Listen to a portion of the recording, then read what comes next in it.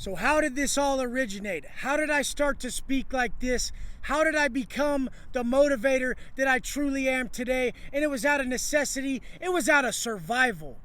In the California prison system, I had to strengthen everybody from within to build the self-worth in them through proper programming so we could all get out alive. One liability in the pen could mean death. So I went through and I strengthened all my cellies, all the people around me, and it was through the program. It was the fact that I'm going to be up before you, so you're going to be up. It was the fact that I'm going to work out longer, so you are too. And that's how it should be. One of my old cellies, Zach Lopez, rest in peace, homie, he got out.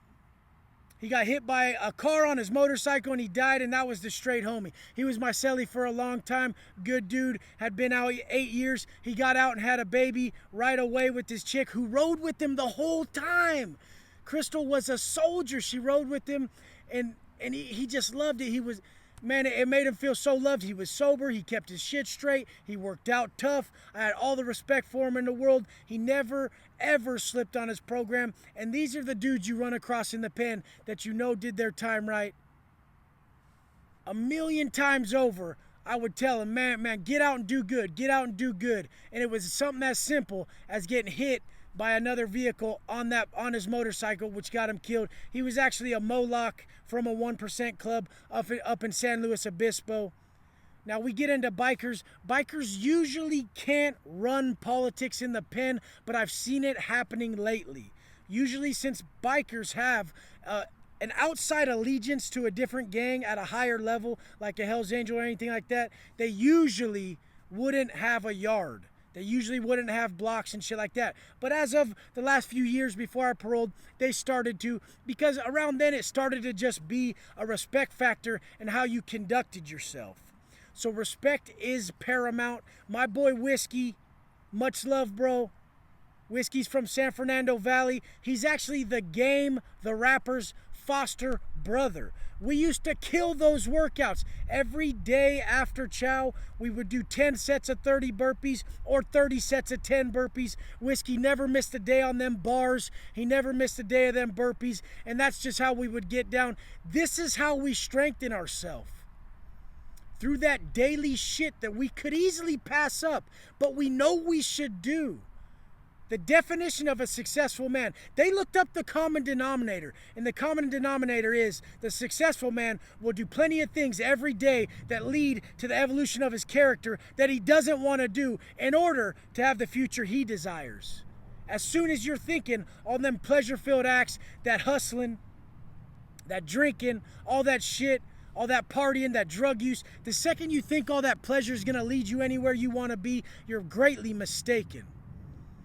So now a lot of my boys at the last spot I was at, we'd smash these workouts. My boy Frog from Eastside Okieville, Peckerwoods, that's my boy from Stockton. He's the OG with the big ass whip.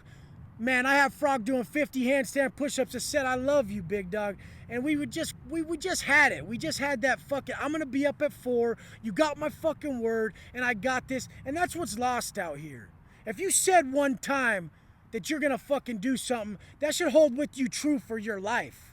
If you've ever looked down on the next man for something he's not doing, or he's lesser than you, well then you've automatically held yourself to being what you're fucking persecuting him for just through integrity alone. So if you look down on someone and you're saying that person should be doing more or this or that, well then just by not being a hypocrite, you have to hold yourself to that across the board. And soft motherfuckers are always born right when the fucking shit gets hard, right when adversity gets thick, right when the shit hits the fan. You see a true soft ass motherfucker. I walked into that courtroom looking at 25, walked out with 10, told him I wasn't there till this motherfucking day.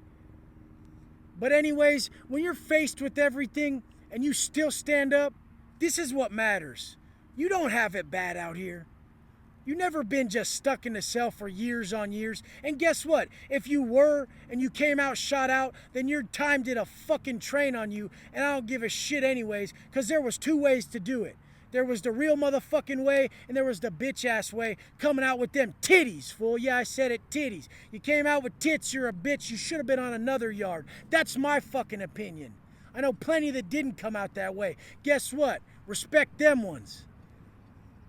But anyways, on these yards, I had the youngsters cracking shit off. I always picked up the youngsters. I gravitated towards them because I had love for them. I saw more in them. I knew I could help change them.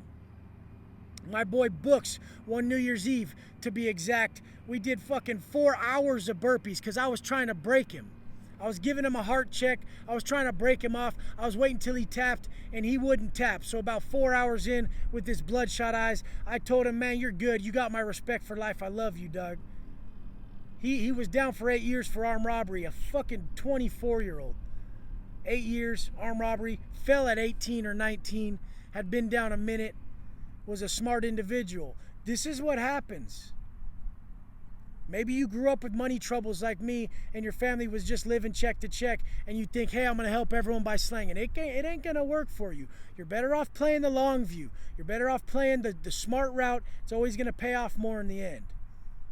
Just always remember, bad men are full of repentance. They look tough. You may think they are. They may fool you. But they cry just like everybody else does. They go break it down and they whine about everything they missed. Then they come back with that fake ass facade telling you, I never cried in prison. I was the big dog and it didn't faze me. I'm fucking badass. But yet they probably wear a bro on the street, got straight titties, and go talk bad on another man. I only talk shit about shit a motherfucker can change. I never will talk shit about something that someone cannot change about themselves, something genetic, something that they're predispositioned with, anything like that, that's off limits. Someone can change. Guess what? Maybe sometimes they need that tough love to pull that shit together, because that's what worked for me.